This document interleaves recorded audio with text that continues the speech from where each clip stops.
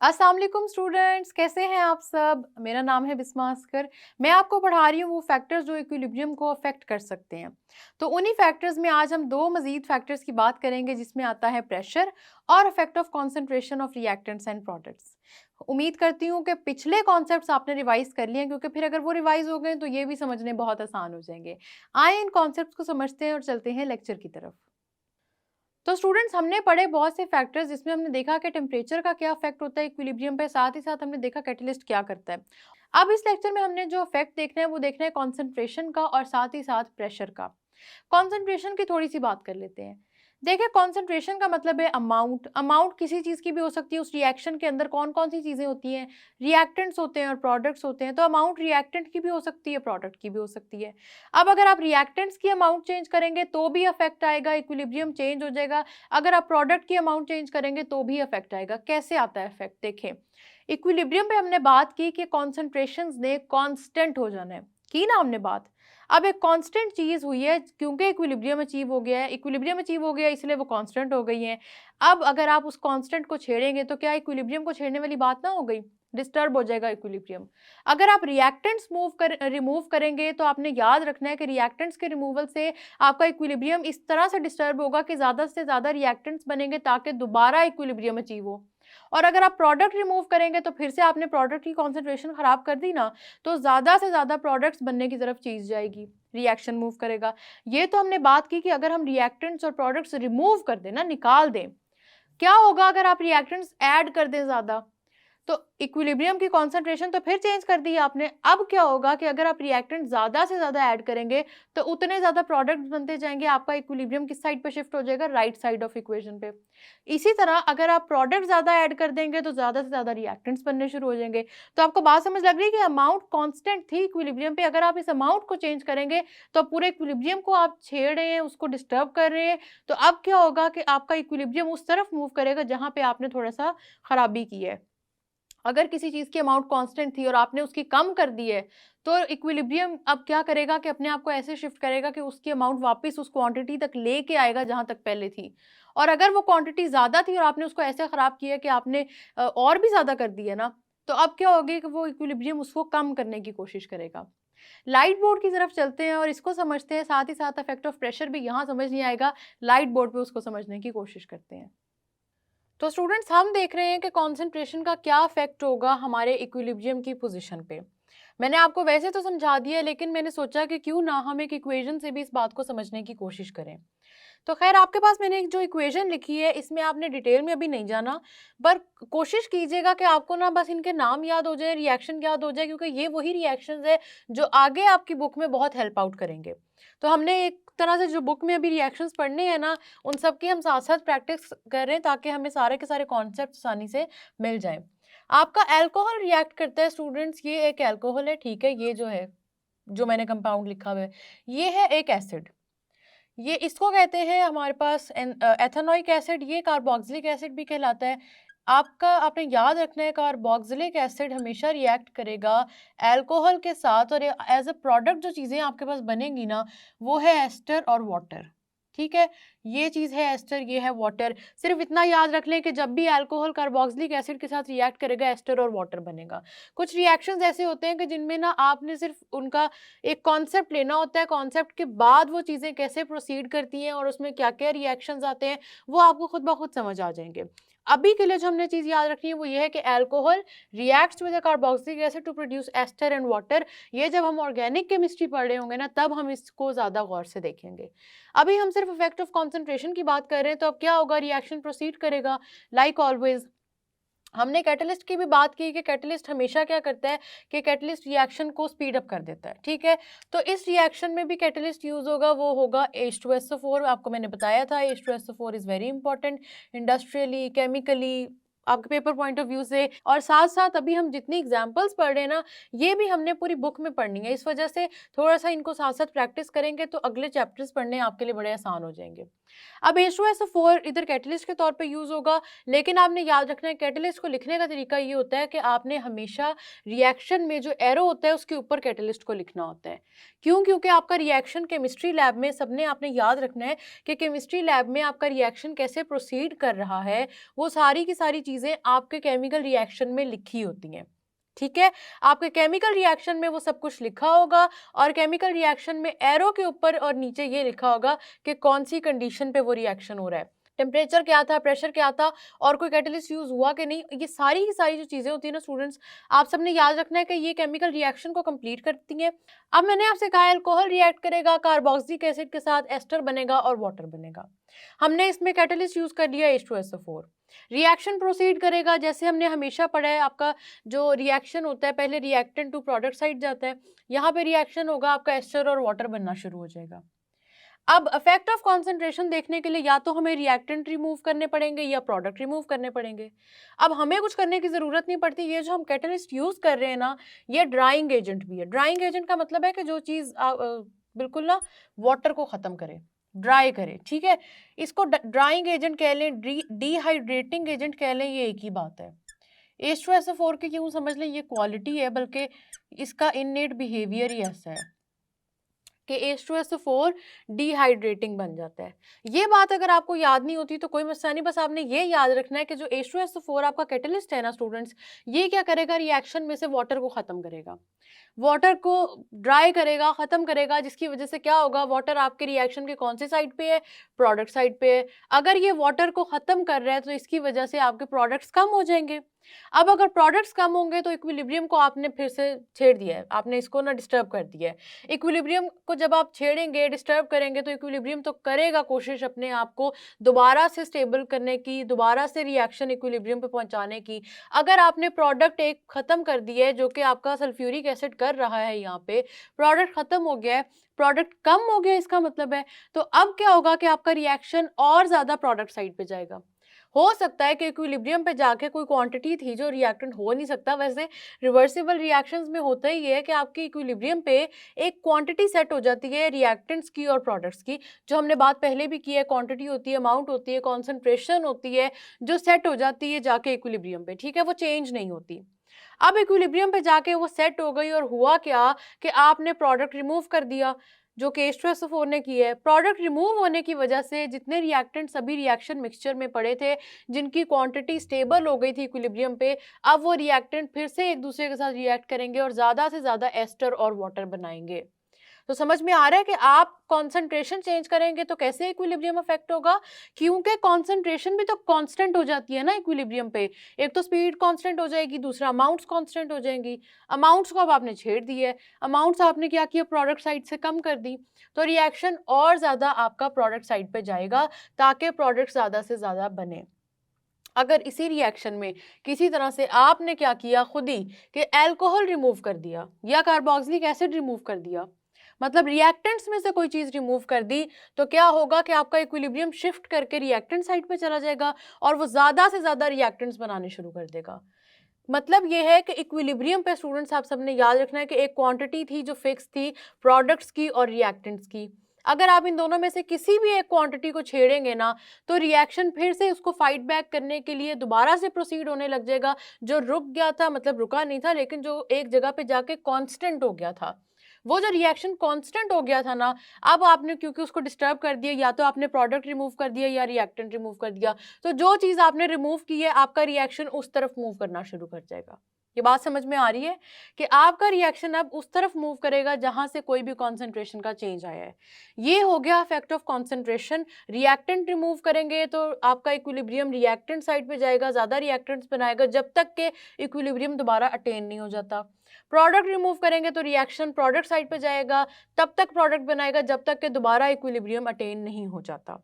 ठीक है, बैलेंस पे उसने क्योंकि जाना ही जाना है। तो ये तो हो गई इफेक्ट ऑफ कंसंट्रेशन। अभी तक हमने 3 फैक्टर्स पढ़ लिए। हमने टेम्परेचर का इफेक्ट पढ़ लिया, हमने देख लिया कैटलिस्ट किस तरह से हेल्प आउट कर रहे हैं और हम उसको क्यों एज अ फैक्टर काउंट करते हैं। साथ ही साथ हमने ये देख लिया कि हमारे पास कॉन्सेंट्रेशन का क्या इफेक्ट है। कॉन्सेंट्रेशन प्रोडक्ट की भी हो सकती है, रिएक्टेंट की भी हो सकती है। अब हम बात करेंगे कि हमारे पास प्रेशर का क्या इफेक्ट होता है। सबसे पहले तो आप सबने याद रखना है कि प्रेशर के इफेक्ट के लिए ज़रूरी है कि आपका रिएक्टेंट प्रोडक्ट दोनों ही गैस फॉर्म में होने चाहिए। तो इफेक्ट ऑफ प्रेशर को हम तब स्टडी करते हैं जब हमारे पास रिएक्टेंट्स और प्रोडक्ट्स दोनों ही गैशियस फॉर्म में होते हैं, जिसकी एक बड़ी अच्छी एग्जांपल हमने पढ़ी थी कांटेक्ट प्रोसेस की। ठीक है, कांटेक्ट प्रोसेस आप सबको याद होगा कि सल्फर डाइऑक्साइड रिएक्ट करता है ऑक्सीजन के साथ, और ये रिवर्सिबल रिएक्शन होता है, जो इक्विलिब्रियम पे जब पहुंचेगा तो इसमें सल्फर ट्राइऑक्साइड बन चुका होगा और कुछ ना कुछ क्वांटिटी रिएक्टेंट्स की भी होगी। ये सारा कॉन्सेप्ट हम सबको अब समझ में आ गया है। ठीक है, पहले तो हम इसका इफेक्ट ऑफ टेम्परेचर पढ़ रहे थे, इससे हमने ये देखा था कि इसकी हीट कितनी है, ये एक्सोथर्मिक है, ये एंडोथर्मिक है, वगैरह वगैरह। लेकिन अब क्योंकि हम इफेक्ट ऑफ प्रेशर पढ़ रहे हैं तो मैं आपको बताती हूँ सल्फर डाइऑक्साइड भी आपके गैस फॉर्म में होता है। ये जो ब्रैकेट में नीचे केमिकल रिएक्शन के लिखी होती है ना, ये स्टेट्स होती हैं, जिससे पता लग रहा होता है कि आपके रिएक्टेंट्स और प्रोडक्ट्स किस फेज या स्टेट में रिएक्ट कर रहे हैं, और ये बड़ी इंपॉर्टेंट होती हैं। ठीक है, ये जिस फेज में रिएक्शन हो रहा होता है हमेशा इसी फेज में कंटिन्यू करवाना बड़ा इंपॉर्टेंट होता है। तो आपके जितने बुक के रिएक्शंस है उसमें आपने भूलना नहीं कि ये स्टेट्स आपने लाजमी लिखनी है। ठीक है, अच्छा, आपके पास सल्फर डाइऑक्साइड गैस फॉर्म में है, ऑक्सीजन गैस फॉर्म में है, साथ ही साथ सल्फर ट्राइऑक्साइड भी गैस फॉर्म में है। तो अब आपके रिएक्टेंट्स भी गैस हैं, प्रोडक्ट भी गैस हैं। अब हमने देखना है कि इस पे प्रेशर का क्या इफेक्ट होगा। प्रेशर के इफेक्ट को स्टडी करने के लिए सबसे पहले ज़रूरी ये चीज़ है कि आपने स्टूडेंट्स ये करना है कि पहले चेक करना है कि वॉल्यूम कितना है गैसेस का। ठीक है, फर्स्ट स्टेप क्या है कि आपने वॉल्यूम ऑफ गैसेस देखना है। वॉल्यूम ऑफ गैसेस आपको नहीं अगर पता तो आपको ये चीज़ नहीं पता होगी कि आपके पास इफेक्ट क्या आ रहा है। जिस तरह हमने बात की थी ना कि टेम्परेचर के इफेक्ट को स्टडी करने के लिए ज़रूरी है कि हम ये चीज़ देखें कि रिएक्शन एंडोथर्मिक है या एक्सोथर्मिक है। इसी तरह से प्रेशर का इफेक्ट देखने के लिए ज़रूरी है कि हम ये देखें कि गैसेस का वॉल्यूम क्या है। अब इस रिएक्शन से आप सबने इसका वॉल्यूम कैलकुलेट करना है। तो आइए ज़रा इसका वॉल्यूम कैलकुलेट करते हैं, मैं आपको सिखाती हूँ कैसे करते हैं। आपने क्या करना है, देखना है कि हर रिएक्टेंट और प्रोडक्ट के नंबर ऑफ मोल्स कितने हैं। आप देख लें सल्फर डाइऑक्साइड के नंबर ऑफ मोल्स 2 हैं। आप सबको पता है नंबर ऑफ मोल्स क्या होते हैं, आपके पास अमाउंट रिप्रेजेंट कर रहे होते हैं। हर रिएक्टेंट और प्रोडक्ट के साथ एक नंबर की फॉर्म में नंबर ऑफ मोल्स लिखे होते हैं। तो मोल क्या चीज़ है वो हम देख रहे हैं। 2 आपके सल्फर डाइऑक्साइड के नंबर ऑफ मोल है और साथ है ऑक्सीजन। ऑक्सीजन के साथ कोई नंबर नहीं लिखा हुआ, जिसके साथ कोई नंबर नहीं लिखा होता इसका मतलब होता है उसका नंबर ऑफ मोल है 1। ठीक है, सल्फर डाइऑक्साइड के आपके पास हो गए 2 मोल्स, ऑक्सीजन के हो गए 1 मोल। तो रिएक्टेंट साइड पर टोटल कितने मोल हो गए, 3। ये बात आप सबने याद रखनी है। स्टेप बाय स्टेप जैसे मैं चल रही हूँ साथ साथ इसको पिक करने की कोशिश करें। पहले हम वॉल्यूम कैलकुलेट कर रहे हैं, वॉल्यूम कैलकुलेट करने से पहले हम नंबर ऑफ मोल्स देखेंगे, क्योंकि नंबर ऑफ मोल्स हमें बताएंगे कि वॉल्यूम कितना है। तो हमने क्या करना है, नंबर ऑफ मोल्स देखने ने रिएक्टेंट साइड पे जो नंबर्स लिखे होते हैं आपके रिएक्टेंट्स के साथ वही नंबर ऑफ मोल्स हैं। सल्फर डाइऑक्साइड के साथ 2 लिखा है, इसका मतलब सल्फर डाइऑक्साइड के नंबर ऑफ मोल्स 2 हैं। ऑक्सीजन के साथ 1 लिखा है, बल्कि कुछ भी नहीं लिखा, और जहाँ कुछ ना लिखा हो इसका मतलब वहाँ 1 लिखा होता है, इसका मतलब ऑक्सीजन के नंबर ऑफ मोल्स 1 है। कौन सा नंबर ऑफ मोल्स होता है ये भी याद रखना है। कुछ स्टूडेंट्स कंफ्यूज हो जाते हैं और समझते हैं कि ये जो आपके पास छोटे डिजिट्स लिखे हुए हैं ना एटम्स के साथ, ये नंबर ऑफ मोल्स हैं। ऐसा नहीं होता, ये आपके नंबर ऑफ मोल्स नहीं है, ये आपका कंपाउंड बनने में कितनी ऑक्सीजन लगी थी और ऑक्सीजन मॉलिक्यूलर फॉर्म में किस तरह होता है, ये आपको सिर्फ कंपाउंड की इंफॉर्मेशन दे रहे हैं। अब सल्फर डाइऑक्साइड ने जब कंपाउंड बनना था ना, तो उसके अंदर 1 सल्फर एटम गया, 2 ऑक्सीजन एटम गए, तो आपका सल्फर डाइऑक्साइड कंप्लीट हो गया। लेकिन पूरा का पूरा सल्फर डाइऑक्साइड कितने इसके अमाउंट यूज हो रही है आपके इस रिएक्शन में, वो चीज़ पता लगती है नंबर ऑफ मोल्स से। आई होप आपको डिफरेंस समझ आ रहा होगा कि नंबर ऑफ मोल्स एक डिफरेंट चीज़ है, और ये जो छोटे डिजिट्स लिखे होते हैं ना, ये कंपाउंड फॉर्मेशन में इंपॉर्टेंट होते हैं कि वो मॉलिक्यूल या कंपाउंड कैसे बना है, वो एक डिफरेंट चीज़ है। तो छोटे नंबर्स कंसिडर नहीं करने, ये जो हमारे पास लेफ्ट साइड में डिजिट्स लिखे होते हैं इनको कंसिडर करना है। सल्फर डाइऑक्साइड के लेफ्ट साइड पे लिखा है 2, इसका मतलब इसके नंबर ऑफ मोल्स हैं 2। ऑक्सीजन के लेफ्ट साइड पे कुछ भी नहीं लिखा, इसका मतलब है कि इसके नंबर ऑफ मोल है 1। टोटल हमने देख लिया कि 3 नंबर ऑफ मोल्स हैं रिएक्टेंट साइड पे। अब प्रोडक्ट्स की बात कर लेते हैं। प्रोडक्ट्स में आप देख सकते हैं कि सल्फर ट्राइऑक्साइड 3 का मतलब है सल्फर ट्राइऑक्साइड की फॉर्मेशन में 3 ऑक्सीजन एटम्स की जरूरत थी, ये नंबर ऑफ मोल्स नहीं है। सल्फर ट्राइऑक्साइड के टोटल नंबर ऑफ मोल्स कितने, ये जो लेफ्ट साइड पर डिजिट लिखा है ये है 2। ठीक है, हमें पता लग गया कि हमारे रिएक्टेंट साइड पे 3 है नंबर ऑफ मोल्स और प्रोडक्ट साइड पे है 2। 3 और 2 का डिफरेंस आपको पता लग गया। अब आपने जो नंबर ऑफ मोल्स कैलकुलेट किए हैं ना, इसी को आपने वॉल्यूम कह देना है। कैसे भला, आपने कहना है कि रिएक्टेंट साइड पे 3 नंबर ऑफ मोल्स है, इसका मतलब रिएक्टेंट साइड पे 3 वॉल्यूम ऑफ गैस है। ये बात समझ में आई? सिर्फ आपने क्या किया, अब आपने नाम चेंज कर दिया। पहले आप इसको मोल कह रहे थे, अब आपने इसको वॉल्यूम कह देना है।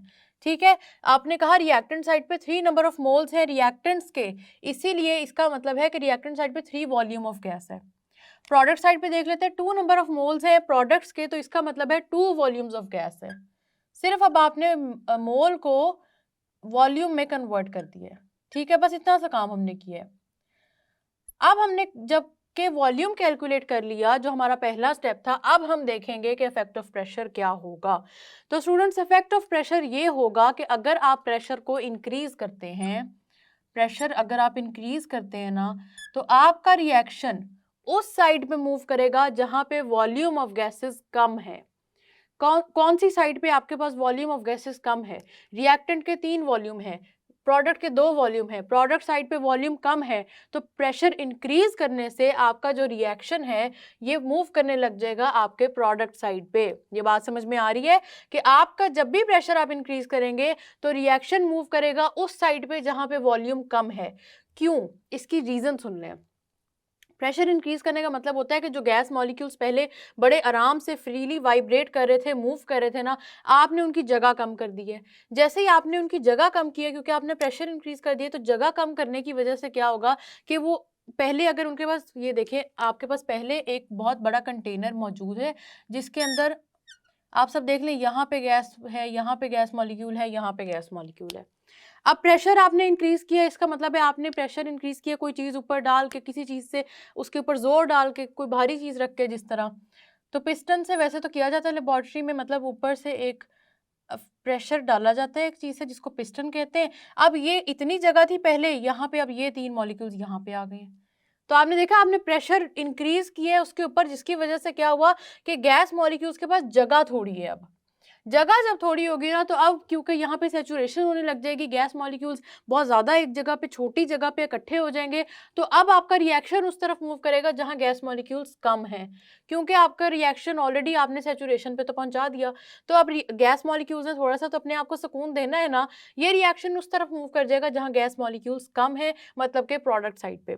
हो सकता है आपके रिएक्टेंट साइड के भी वॉल्यूम कम हो, तो आपका फिर रिएक्शन आपके रिएक्टेंट साइड पे आ जाएगा। ये बात समझ में आ रही है कि आपका रिएक्शन हमेशा, इफेक्ट ऑफ प्रेशर क्या होगा कि प्रेशर बढ़ाने से जिस तरफ आपका वॉल्यूम कम है ये उस तरफ मूव करेगा। तो साथ ही साथ हम ये भी देख लेते हैं कि प्रेशर डिक्रीज करने से फिर क्या होता है।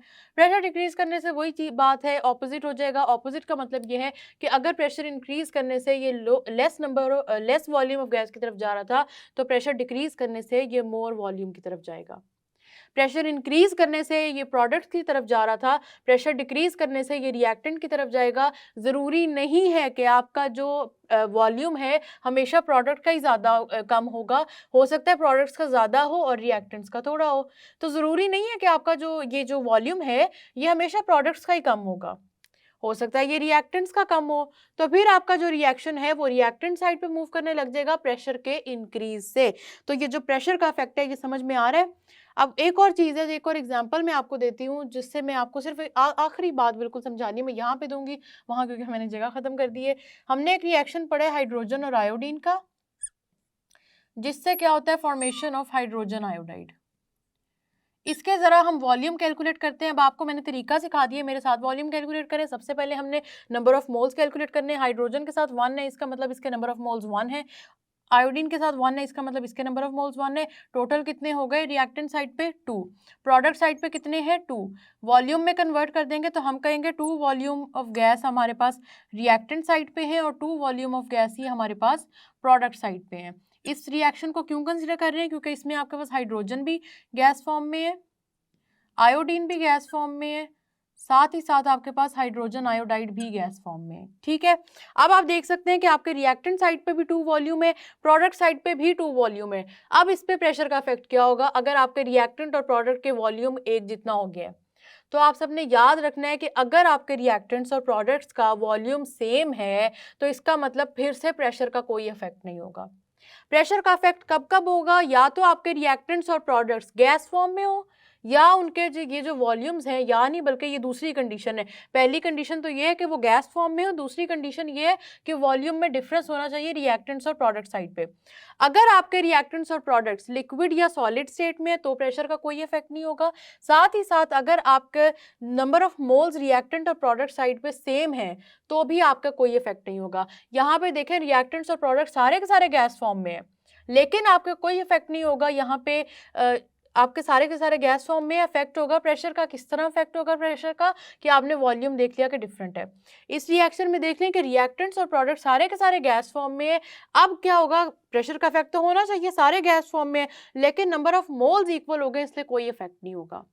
तो ये बात समझ में आ रही है कि जब भी गैस और साथ ही साथ आपके पास नंबर ऑफ मोल्स का डिफरेंट होना बहुत ज़रूरी है, तब जाके आपका प्रेशर का इफेक्ट होगा। और अगर नंबर ऑफ मोल्स इक्वल हैं तो आपके प्रेशर का कोई इफेक्ट नहीं होगा। तो स्टूडेंट्स, जितने फैक्टर्स थे जो कि इक्विलिब्रियम को अफेक्ट कर सकते थे, वो सारे के सारे मैंने आपको पढ़ा दिए हैं। जो अभी हमने बात की ना प्रेशर की और concentration of reactants and products की, इसको भी एक दफ़ा रिवाइज कर लें, दोबारा देख लें, क्योंकि ये फैक्टर्स बड़े इंपॉर्टेंट हैं। लेकिन at the end of the day जो बात याद रखने वाली है वो यही है कि आपका रिएक्शन हमेशा इक्विलिब्रियम तक पहुँच जाएगा, चाहे आप इक्विलिब्रियम को जितनी मर्जी दफ़ा डिस्टर्ब कर लें। आप इन फैक्टर्स को रिवाइज करें। यहाँ पर मैं मिलेंगे नेक्स्ट लेक्चर में, तब तक के लिए अल्लाह हाफिज़।